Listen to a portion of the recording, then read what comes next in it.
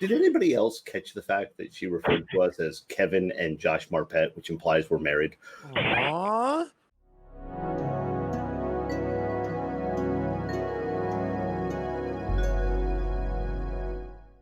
Denise is pretty much done with me most days. I tell it, here's the problem. I have told everybody that over my career that I have strengthened my marriage through travel. I am gone long enough that my wife remembers why she liked me. And then I'm in the house long enough, just enough to irritate her. And then I can get out and give her back her space. COVID ruined that. For the last year and a half, my wife has had to put up with me all the time. And I'm sure she has not said she is done with me, but I can't imagine. I would not want to live with me for a year and a half. Has she started sharpening the kitchen knives yet? She has not started sharpening the kitchen knives yet, but we live in Florida, so the knives are not what she needs to use. Just get a gator? No, I don't. What is it? Plant some meth and tell the local meth heads and then leave? I don't know. Yeah, no, it's bad. So I love my wife. I don't know how my wife loves me. I think I feel. Come on, Kevin. If we were actually married, you'd be the cool dad. Let's be honest here. Okay? I appreciate that. It's the shirt. No, sorry. No. Eric honest, is the it's the Darth host. Vader costume. It's okay. You know what? I was going to say I'm like the little fish here in the room with two much larger than life people to me. Are you calling me fat? I was just saying, Derek, just call us fat. Yeah, I just call you no. I'm the skinny guy, and these two fat guys are going to talk. For the people who don't know, Josh is the loud guy at the top of the escalators at DerbyCon. And that is going to be like written on my gravestone, I swear to God. If it's Josh not, Marpet. I will write it there. I will hold you to that. Are you going to write it or engrave it? Because, writing it's not going to last nearly as long. Good point. I have a Glowforge. So I can see these vinyl letters just appearing on my gravestone. Totally. Come on. I don't know if we need to do major introductions. I think everybody who's here already knows. Well, at least Kevin. I don't know. Do you want to say anything else about Josh other than he's the loud one? That was my introduction. Oh, he has a hat. Well, normally, but he's not wearing it. I know. Normally, I don't even know who he is because he doesn't have his hat on. It's like, yes, exactly. Who's Josh? Josh is that guy. Okay. All seriousness. Thank you, Janice. Thank you so much. I will. Well, she's already accepted the fact you're married to me now. So I want to be very clear. I make fun of Josh all the time. Josh is absolutely one of my examples when I say bad things. But Josh is also one of my favorite people. And he is one of my favorite people mainly because he is one of those people that no matter what he gets involved in, which, by the way, he only gets involved if he actually knows stuff. He is always the smartest person in the room, which is bad for him because being the smartest person in the room is always a negative because you can't grow as well. But he has, over the last too damn long that I have known him, he has made me a better person for existing. Thank you. There's my introduction. So bite me. I really don't know how to respond to that. Just go, of course. And, well, I don't think I'm often the smartest guy in the room. I love learning. So I love hanging out with really, really smart people like yourselves in your group. You tend to hire some really smart people. Yeah, I always learn. I have to hire smart people because I don't know how to do anything. And says the man who wrote the Sans Web App pen testing course, says the man who then open sourced it when they annoyed him. No. It is no. I've got to disagree. I was not annoyed. Let's move on. So, all right then. Moving on. Let's go to the first general topic here then. We'll see where it goes. So, first up on the list is the disclosure of somebody hacking DEFCON, quote unquote, DEFCON itself. Wasn't really DEFCON, but we got to grab attention, right? So, what are your thoughts on this? I mean, Kevin, have you ever heard of this thing called URL tampering? No. It's brand new stuff. This has never happened before. Never happened before. Yeah. Weave. Forget weave. Let's not talk about Nazis here.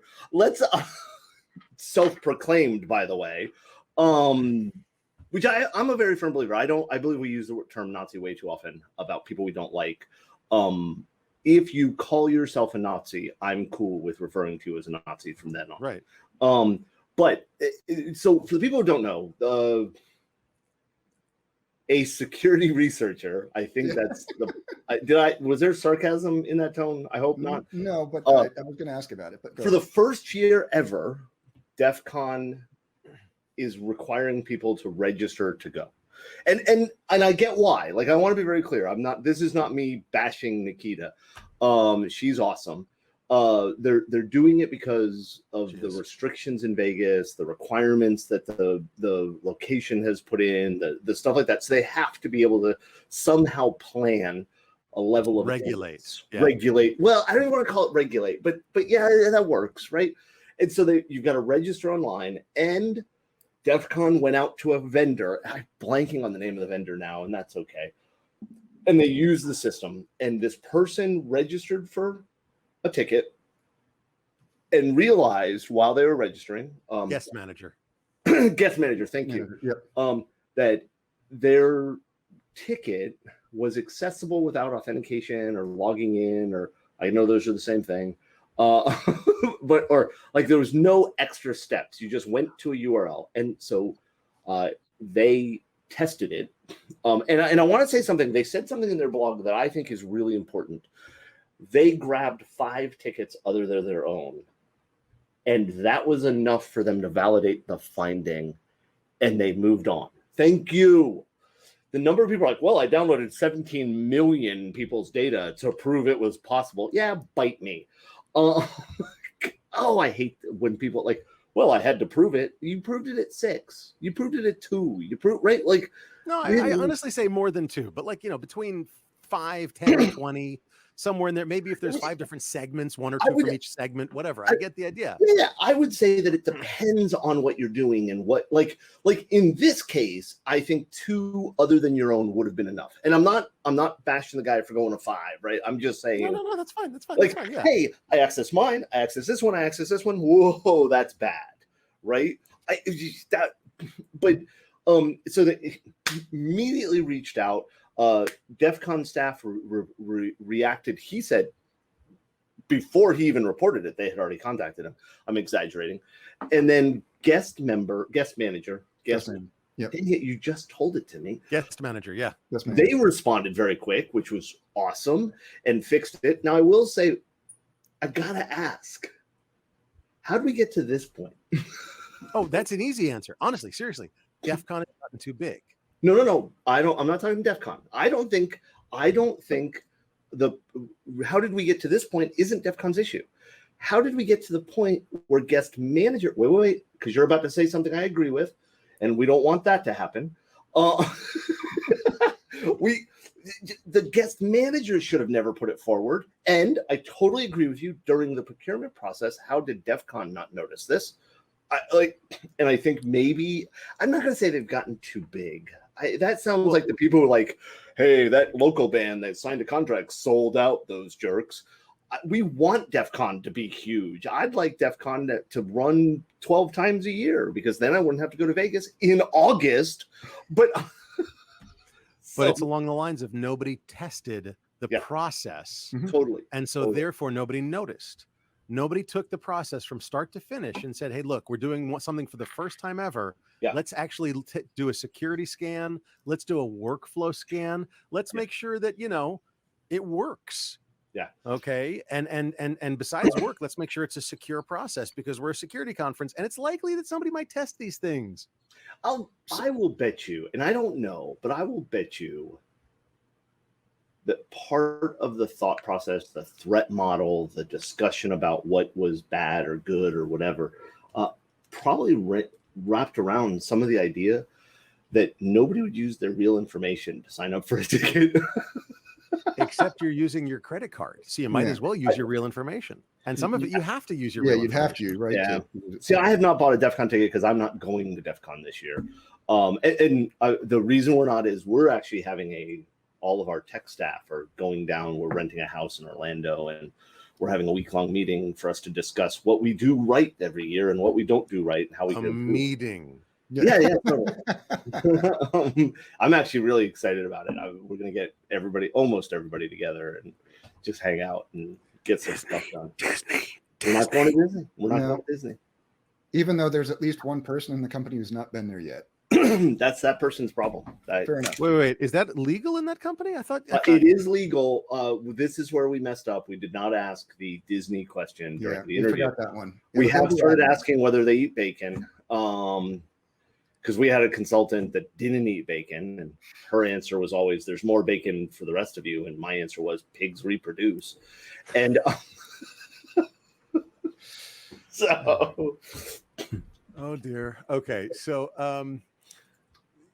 I think in terms of the DEFCON issue, they handled it very well. They handled it openly, transparently, honestly. Which I would expect no less from that group of people. Yeah. They handled it promptly, which is lovely. But the fact that they didn't test, and believe me, anybody that's never run a conference is going, well, what's the big deal? They should have tested everything. And I go, you're an idiot. You idiot. Because frankly, running a conference is it's sort of like running a marathon while being required to drink beer and carrying the entire keg with you. And if most of you are like me and thought the idea of running a marathon was the dumbest thing you had ever heard of, it's kind of like playing WoW for a week without being able to look at your monitor or your keyboard. Or go to the bathroom. Yeah. So, it's a nightmare of organizational details. I actually stopped a conference once in its track because being in the B-Sides world, I had a group come to Janice and myself and say, hey, we want to run B-Sides New York. Can you tell us how to run a conference? 4 hours later, after we brain dumped to them, they sort of went, oh, thank you so much for the information. And they went away and they never started B-Sides New York City. All serious. Not running it. Yeah. So I think they reacted well. I do think let's be blunt. If the people who run DEFCON, who are people who are so aware of security, miss something like this, how do you expect not to? Right. And again, not bashing them, No. But I'm also interested in this just because historically conference software apps have been notoriously, I don't want to say buggy, but have issues in the past. Why wouldn't you say notoriously buggy? All right, fine. Event management software by its nature has been insecure. And I don't mean that it can't be secure. I mean that it's insecure because the majority of event management organizations think about everything they do as if it is public. Right? They have this idea. I've dealt with to reach out to everybody else. Yeah. I want you to be able to find these people. Exactly. And I'm not saying that's okay. And I'm not saying it's an excuse. I'm just saying when your business model is public things, very often it becomes difficult to consider the, mind if I say it, professionally evil mindset around, right? Like you knew I was going to say it at some point. The professionally evil mindset, yours for only $19.95 without a decimal place. And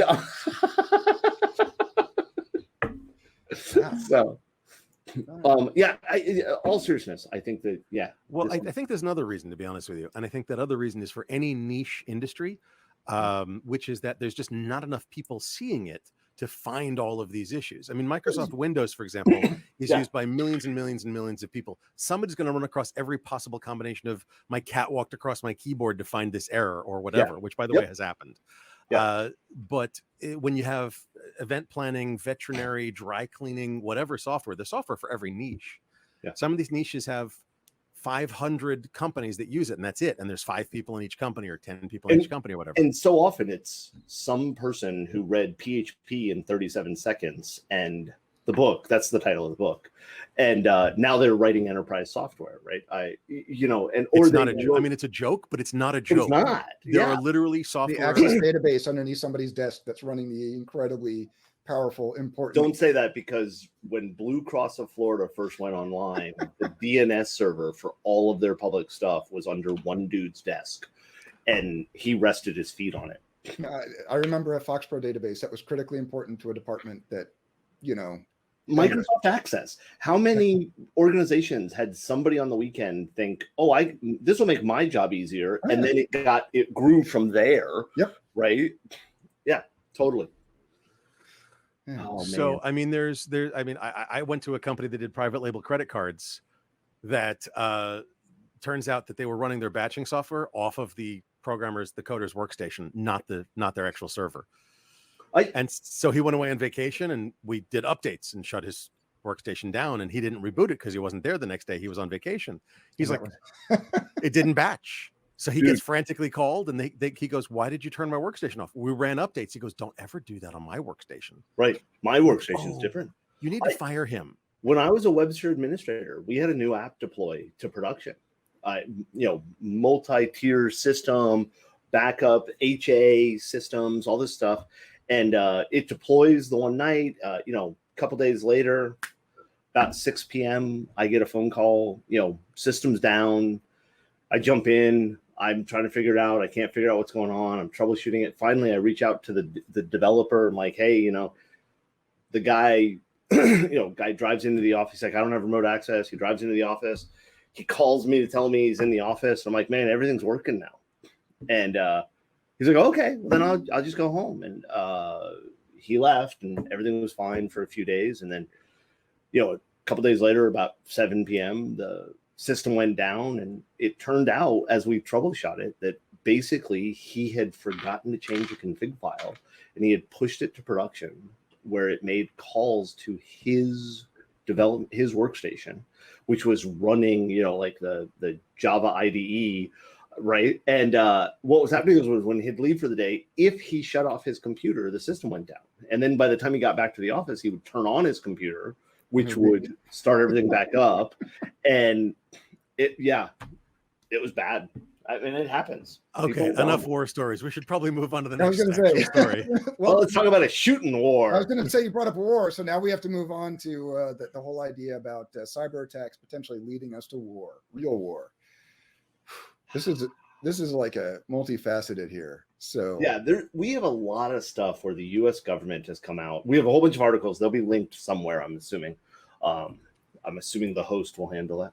Sure. And, you like how I threw it at Eric, right? Like, since you sign his paycheck. Is that what we're supposed to do here? Sorry, I don't sign his paychecks. Denise writes all the checks, and so your wife signs all the paychecks. My boss is what you mean. Yeah, and yes, that's true. In this context, this one with President Biden came out and said that if we keep having these problems, we're going to have a shooting war. I want to be very clear. I'm not talking about politics. I don't care whether you like the Democratic Party or the Republican Party, or I don't.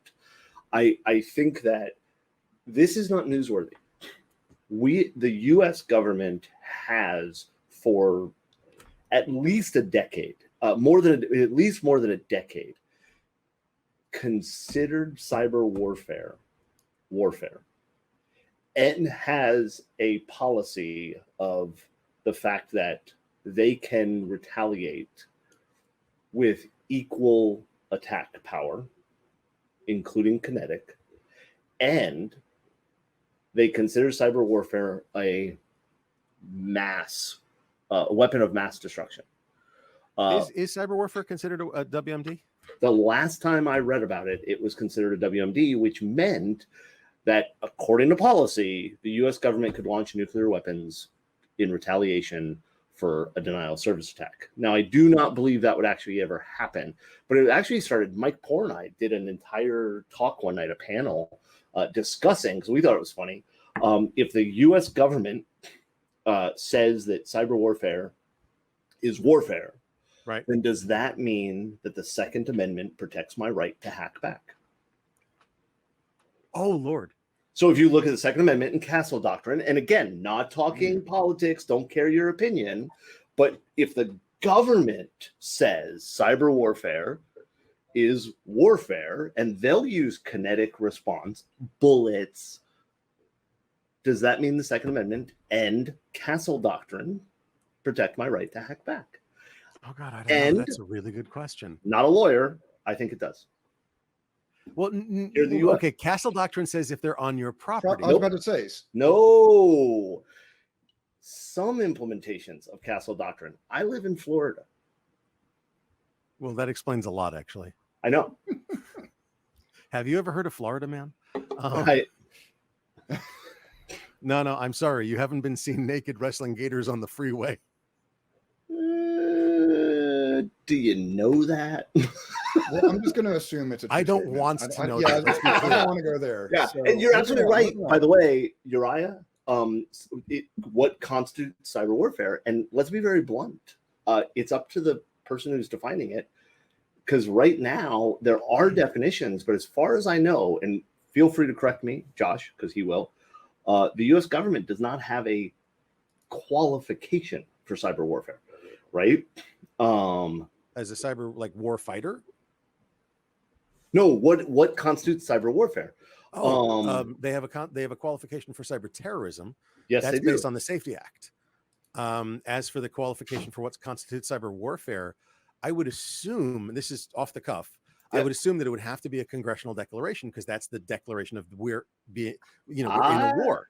Except there are laws that say the president can take us to war for 90 days without congressional approval. Yeah, he can't take us to war. He can take us to he can engage in combat, etc. Yeah, but an official declaration of war right now, has to be made by Congress. And I'm somewhere and somebody's shooting at me, it's a war. But it's a police action, just a police action. Right? Do I have handcuffs? It's not a police action. But I do actually have. I know you do. I don't. No comments. So wouldn't there be other laws against engagement with foreign nations outside of being in the military? That's a good question. I don't know, Janice. My understanding, though, is in the U.S., Second Amendment trumps all of those laws. No pun intended there. What constitutes cyber warfare? So we're getting some comments from various people. Uriah is getting some what constitutes cyber warfare is still gray. Yeah. I would venture to say it's probably black and white. That's a joke, more about screens than anything else. No, actually, you're right. You're absolutely correct. It is mean gray. Green and black, though? If you're talking about true. screens. It's because it's the government, so it's a 3270 screen. Yeah. Amber. I haven't thought about that in a long time. Yes. By the way, Josh and I are old. He's older than I am, though. By like 2 years. Come on. That's still older. I know math. Or so you claim. So I did that math right. So it's interesting because like China is supposedly the culprit behind the Microsoft Exchange cyber attacks. I mean, for the longest time, we've had the attribution dice that say China, North Korea, and Iran and Russia on them. And that's pretty much all they need to say, in my opinion. Although, strange enough, Brazil has a huge core of hackers, but they're mostly for a consumer cybercrime. And of course, you've got Nigeria for your famous 419 scams. But realistically, in terms of France and Germany do quite a bit of industrial espionage. Do they really? According to reports I've read that I can't discuss. And Estonia just lost like 300,000 IDs from their government. So if you have an Estonian cyber ID, let's be clear, they did not lose them. They still have them. They were just copied. They lost control over a copy of them. There you go. Yes, I'm being pedantic today because I'm reading SOC 2 audits all day. I'm so sorry. I know. I wish you either drank or smoked something, but like, God, this is the first time I think in my life that I've ever wished I drank or smoked something.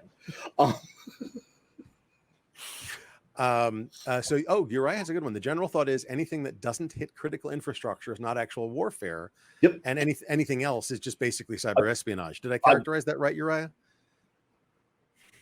I've heard the same thing. And I will say that I think, personally, my opinion, Kevin says, which means it means nothing, that's actually a really good differentiator. Now, I want to be very clear, right? I do believe that if they're hitting critical infrastructure, which, by the way, there are 16 of those, categories, contrary to what the guy in Texas said, I think if they're hitting critical infrastructure, now you have civilian casualties. And I hesitate to use that term because you're hitting critical infrastructure and these other things, that's still warfare. The other things being hit should be taken into account there, right? Like if we bombed a power plant and the bomb affected the neighborhood next door, it would still be warfare, right? And we have to keep those in mind because I'm not trying to equate bombing to cyber because I'm not the dude that says cyber Pearl Harbor because that's stupid. Yes, so, it does have subcategories. You're absolutely right. My point was there was an idiot, and I don't care about politics. Biden talked to Russia about 16 critical infrastructure pieces, and a bunch of people came out and said, well, why didn't he talk about all of them? And it's like, well, no, there are 16 defined. Oh, so there were 17. They consolidated 2 into 1, yep. So that they made 16. That may be why there's confusion. And no, Janice is right about the subcategory. Okay, that's true too. Yeah. But you got the interesting point. You said that civilian casualties, and I think I'm going to bring something that might be controversial, and that's motivation. If you've got somebody that ransomwares a power plant, but for financial gain, they have no other motivation other than that. Is that cyber warfare, even though they may be from a foreign country? I would argue no, it's not. Yep, I would agree with you. If you have somebody that ransomwares a power plant for financial gain, but it's not really, it's really to take the power plant offline, and potentially, yes, there's financial gain. Great, they don't care. It's nation state backed. And it has an ulterior motive of taking it offline and damaging the critical infrastructure. That I would argue is more cyber warfare. Yeah. I think that the problem is when you deal with it, you don't know the motivation. And I do believe Uriah is saying, it depends on who funds. I would agree with you, Uriah, to the word who funds. I would not agree with the end allows unless you are actually saying assists. Right. And I know the argument. China has complete control of their internet. And so if the traffic comes from China, the Chinese government is doing it. I don't agree with that. And the reason I don't agree with that is there is absolutely activism happening in China. There's absolutely organizations that the Chinese government does not like using the internet in China. So just the fact it crosses. Now, I am not stupid. I am well aware there's a pretty dang good chance China is doing it, right? I don't know. I know that I understood your point, Uriah. At least I think I did. I'm not sure that that's a good bar. And the reason I say it's not a good bar is governments do what governments do, which I'll make that point as we talk more about Biden's cybersecurity stuff. We don't know why they don't put a stop to things. We are assuming motivation. We are assuming resources. We are assuming purposes to things. And those assumptions may absolutely be correct. That's the problem, though. Kevin, step on you for just a second. Yeah, no problem. But that's the problem. We don't have, if there's a group of soldiers that comes across a border rolling with tanks and guns and everything else, we're like, oh, look, they're from there. They're backed by that government. They're coming for territory or conquest or whatever. Yep. All right. We understand it's warfare. Yes. But when you have an unknown attacker coming from an unknown location, you're like, okay, it looks like Russians. It's coming from a Russian IP. They're doing ransomware, but they're only targeting critical infrastructure, but they're asking for Bitcoin. Is it state funded, state sponsored, state condoned? That's the couple of things that you guys were chatting about. Yeah. Because it could be an independent, because look, I've heard that Russian criminal gangs are allowed to exist as long as they target people outside of Russia and groups outside of Russia. Yep, and occasionally they get the, hey, could you go target this government over here?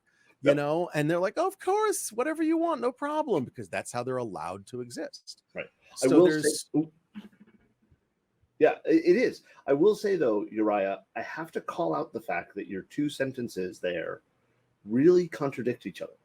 So you say, right, that our biggest problem is allowing too much to go unanswered. There's an implication there that you're saying we should react more as the U.S.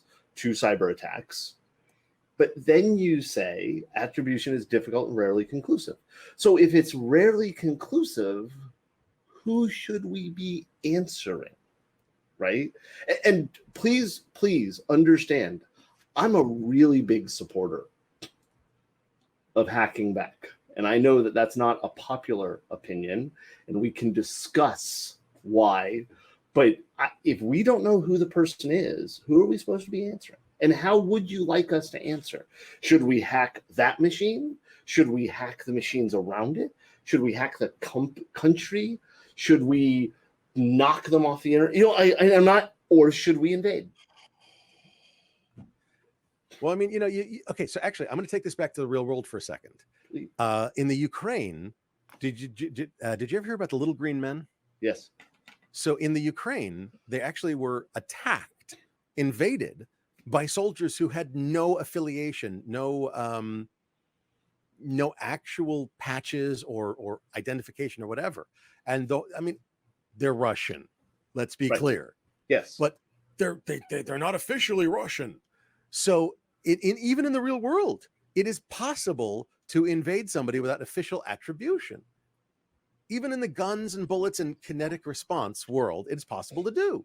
It's been proven this in the last few years. They literally took the border, and every couple of days, they just move at 50 yards. Yeah. They would literally put their border crossing things and the fence and everything, and they were just like, 50 yards, thunk. Okay? That's what I've been doing in my yard for a while now. My neighbor hasn't noticed. 50 yards, huh? You know, you live in Florida, right? Just be careful when you're doing that move, man. Castle Doctrine says he doesn't even have to warn your ass. Anyway. As a matter of fact, in Florida, warning invalidates the rest of it. You warned him? What's wrong with you? Oh. So, I mean, oh dear God. Yeah. Anyway. Let's jump to the next, okay, so as part of this with Biden saying, shooting war, we've also had Biden come out and talk about we need better security standards. Yep.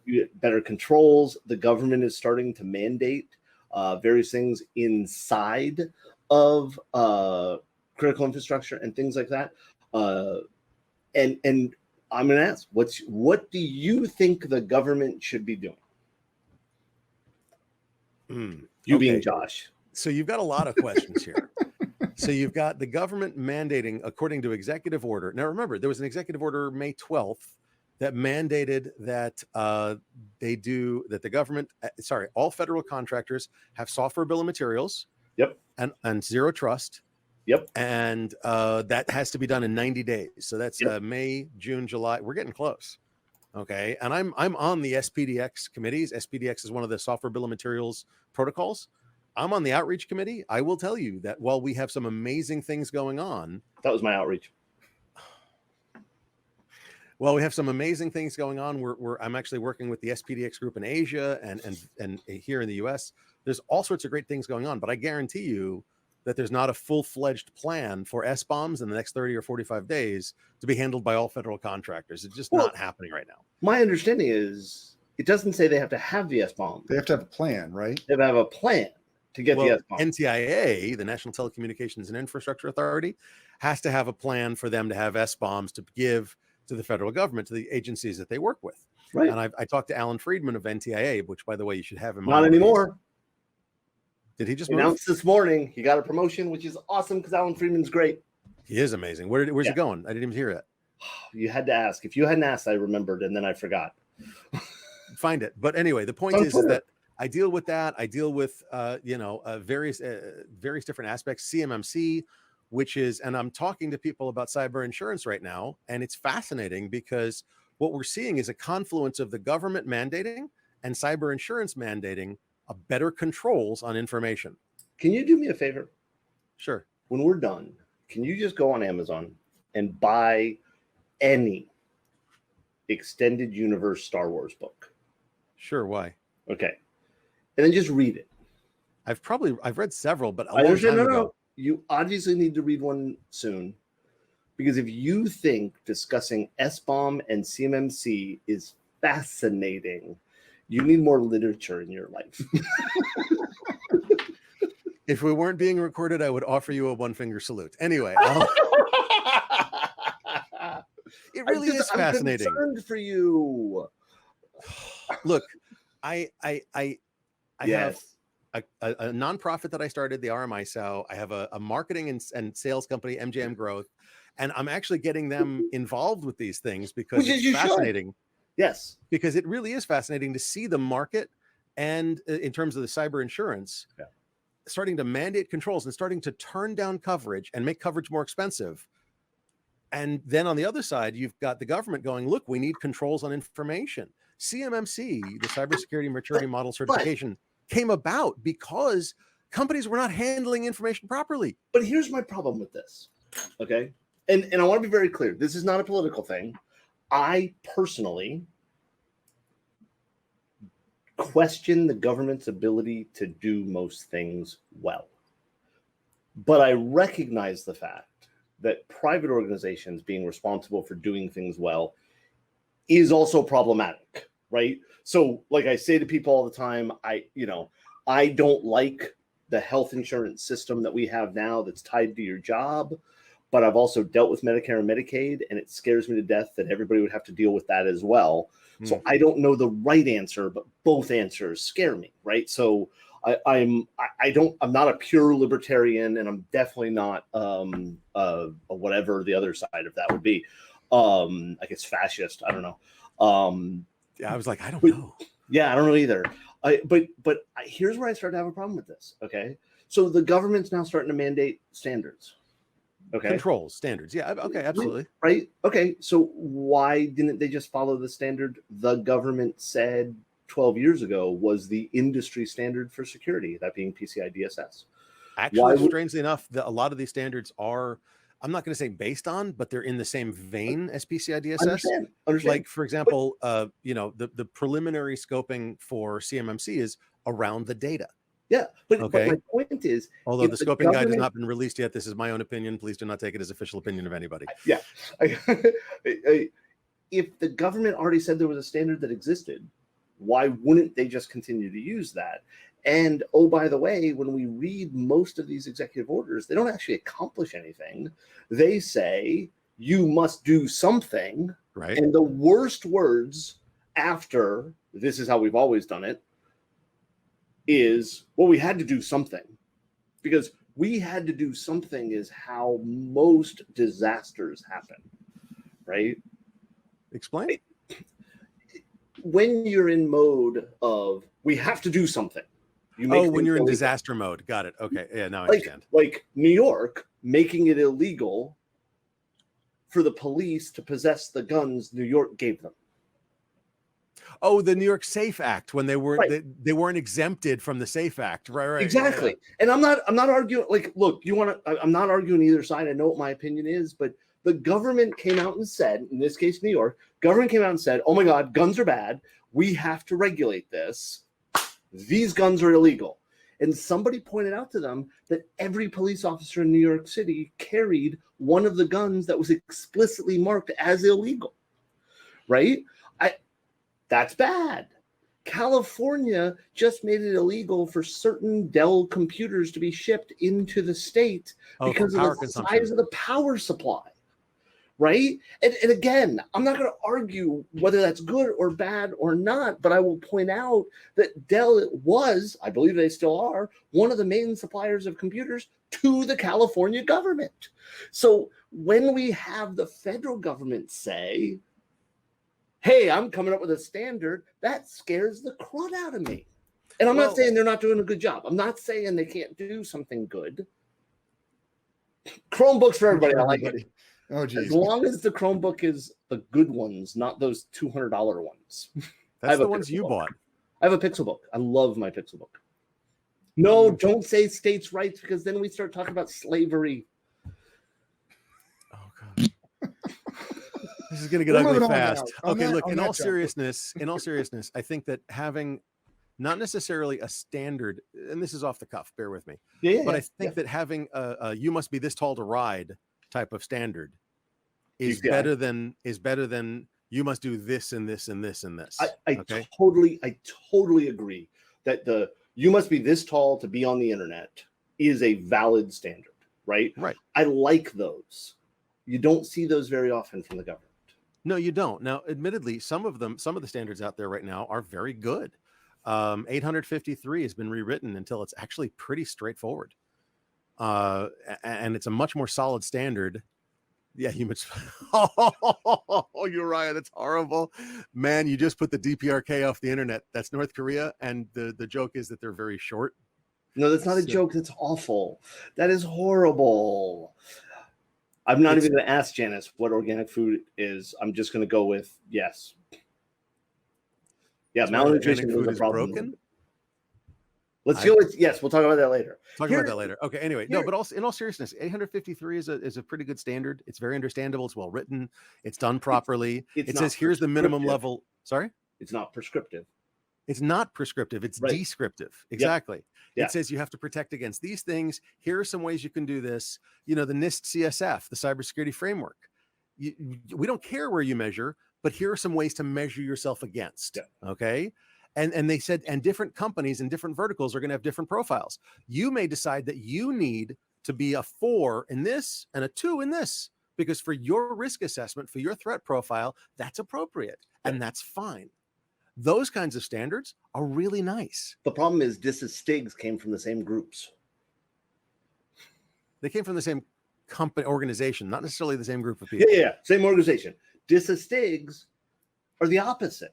DISA-STIGs are press this button, press that button, click here, click there, and you will harden the computer. Yay! If you follow every one of the STIGs, your machine will be secure. It will also be unusable, which is why it's secure. Look, I tell people, you want something 100% secure? What you need to do is get a hydraulic press, crush the computer until it's about 1 millimeter tall, throw that down a mine shaft and pour about 10 tons of cement on top of it, then have a marine company guard the mine shaft for the next 100 years. I guarantee it's secure. Every bit of me wants to come up with a way to bypass that. And I'm going to ask if it's SSD drives. 1 millimeter tall, SSD isn't going to survive. Ooh, I missed the 1 millimeter. You're right. Ooh, I like it. Okay, done. It's secure. We have solved the security problem. There's a minor issue there called the security versus usability conundrum. Well, actually, I was going to say, I don't know, because now everybody's using paper again. So, well, I will go back to say it's not secure because availability is part of the security triad. I don't know. Well, what's more important? Wait, it's the security triad. No. Wait, that's not correct. The CIA triad is the security triad for data. I've made the computer secure. I said nothing about the data. Ooh, good point. Okay. We'll go with it. Remember, in the CISSP exam, it's the most correct answer. Yes. Can somebody tell that Josh is studying for the CISP? And I'm using this amazing program called the CISP Mentor Program for Secure Ideas. We're not plugging our crap. Typewriters burn after reading. Oh, that's God, right. Uriah. Dude, I'm not going back to paper. I'm absolutely not going back to paper. Screw that noise. I'm sorry.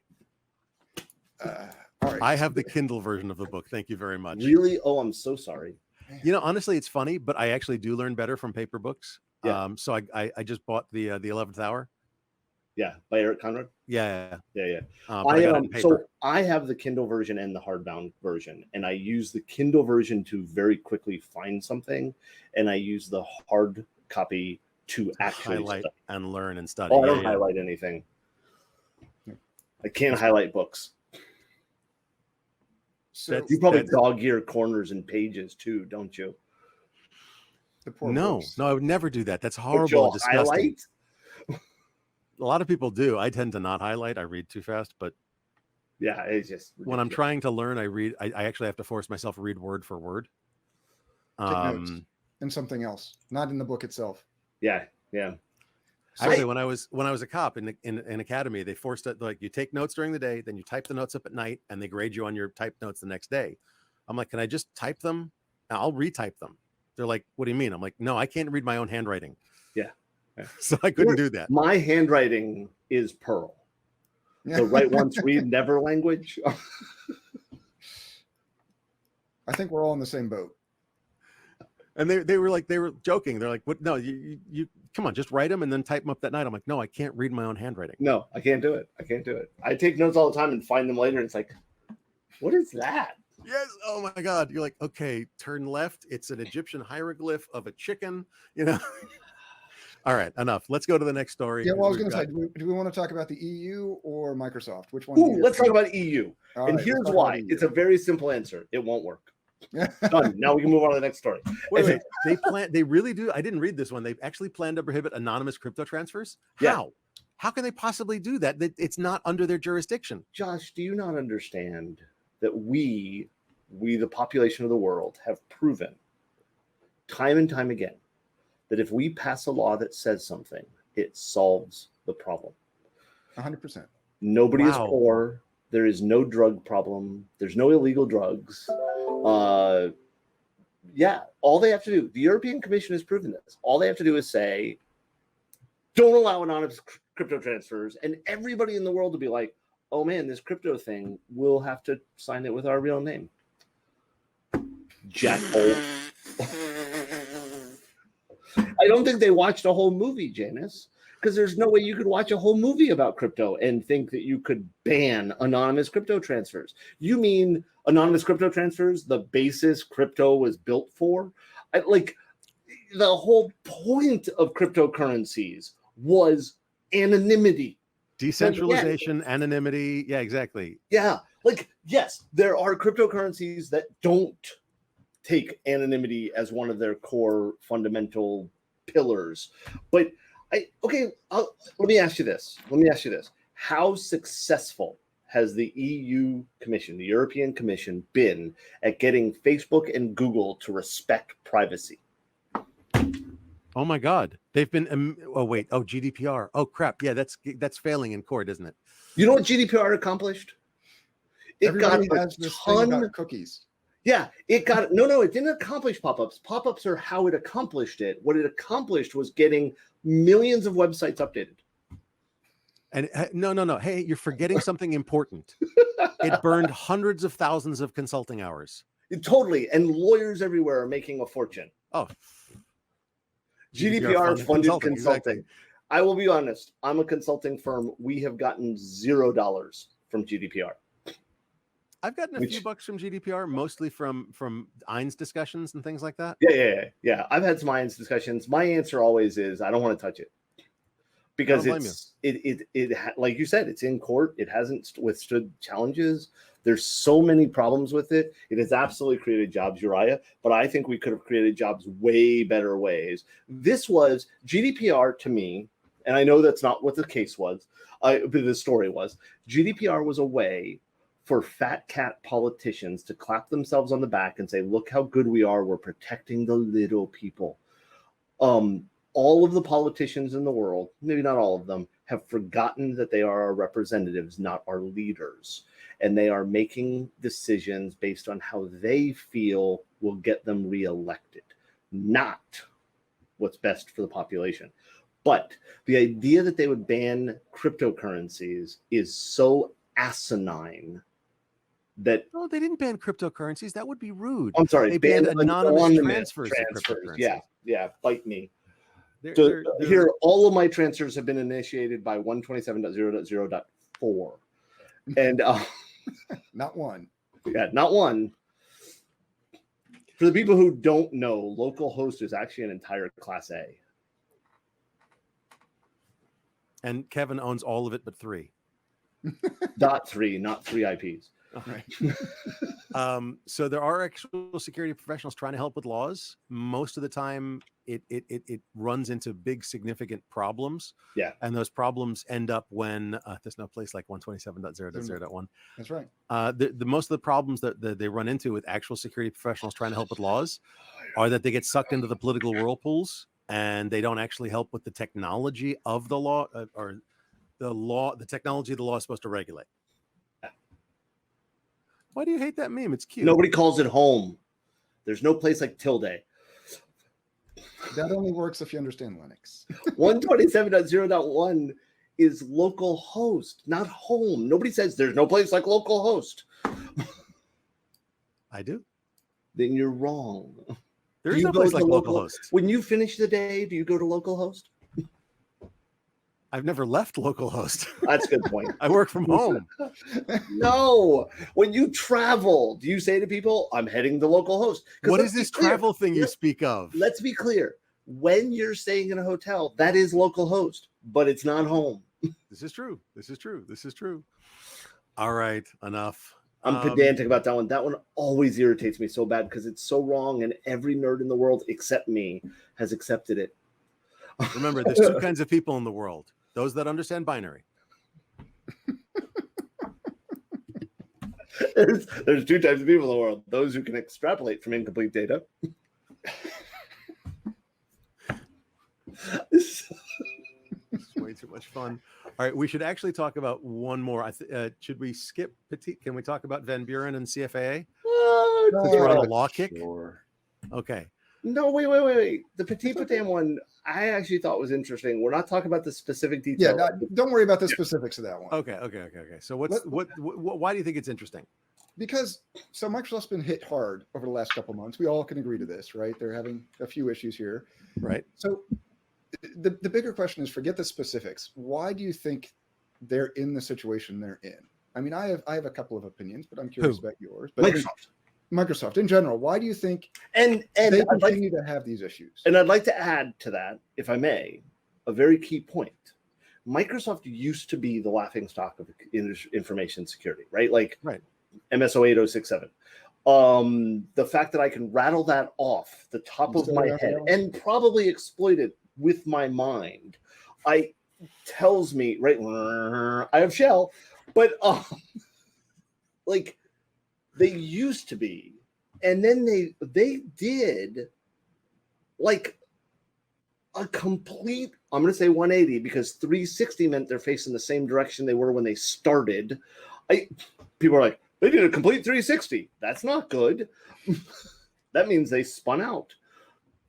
They completely flipped around, and they really started focused on security. And I'm not saying they had no security issues. That would be a lie. No, but they put a lot more effort into it. Yeah, I agree. They put a ton more effort. They got really, really good at it, to the point where, let's be blunt, Defender is one of the best products out there for many people, and it comes free.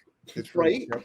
I mean, like, Microsoft is actually one of the places. The very first time I heard myself quoting a Microsoft security stance on something to a customer, I like flipped out. Like, oh my God, I'm telling you to do the Microsoft thing. Well, they hired a lot of really, really, really good people, and many of them are still there. Katie Maceris. She's not still there. I'm just saying, really great security. Oh, people. Yeah. I mean, how many people, 20 years ago were like, oh, you're security and you work for Microsoft? I'm so sorry. But as of about, I don't know, 10 years ago, something like that, 7 years ago, maybe something like that. They started hiring killer people. And what has changed? That all of a sudden we're seeing these things. Is it that something changed?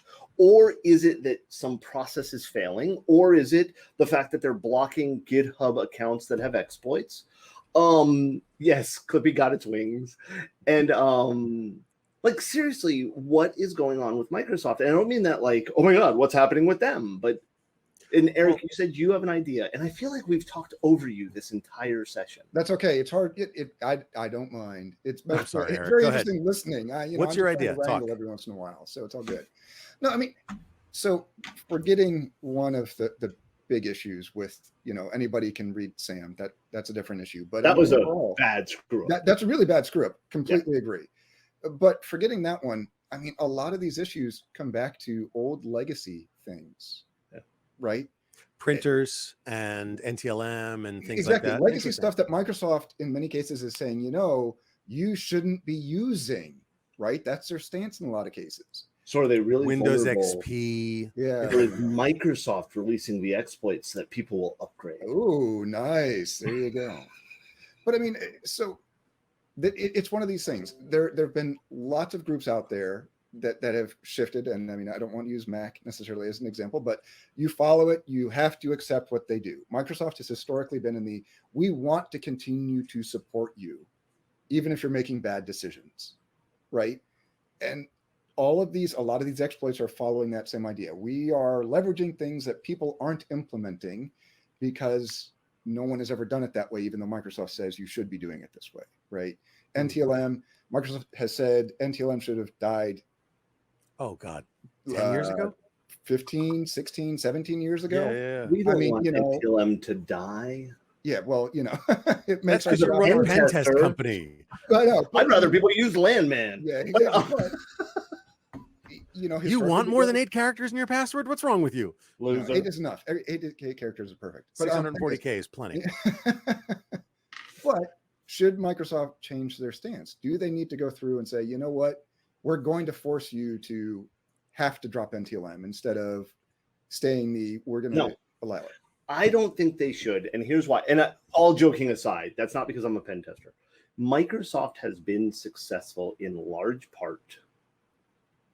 By the way, if your pen test company is staying in business just because NTLM exists, you're not a pen test company.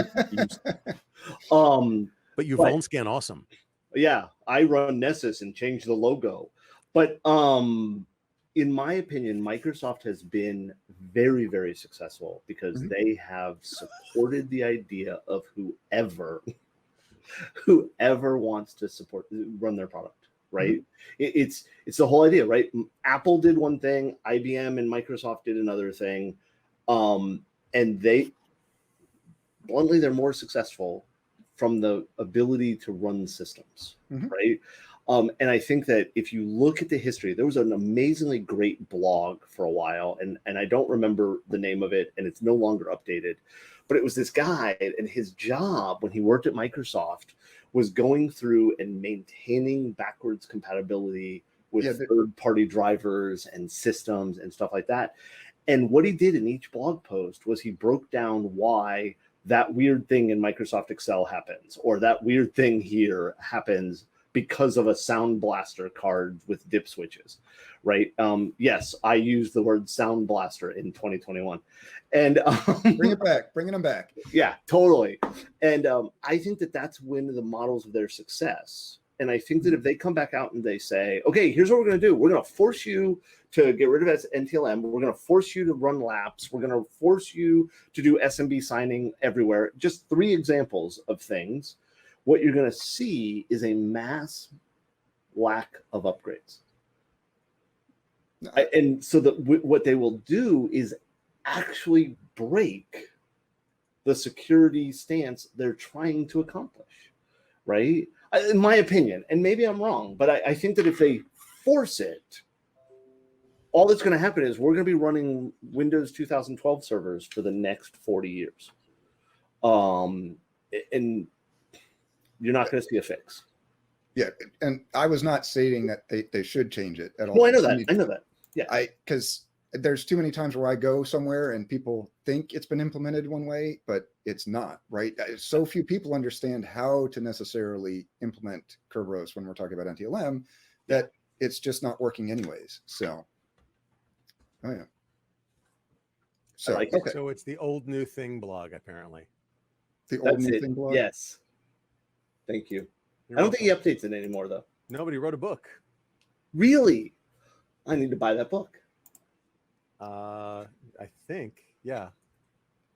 All right. Well, we have 1 minute. Do you want to talk about the Supreme Court and CFAA really fast? No, I would say with 1 minute. Let's wrap it up. Tell everybody we love that they came. Right. We love each other, except, Josh. And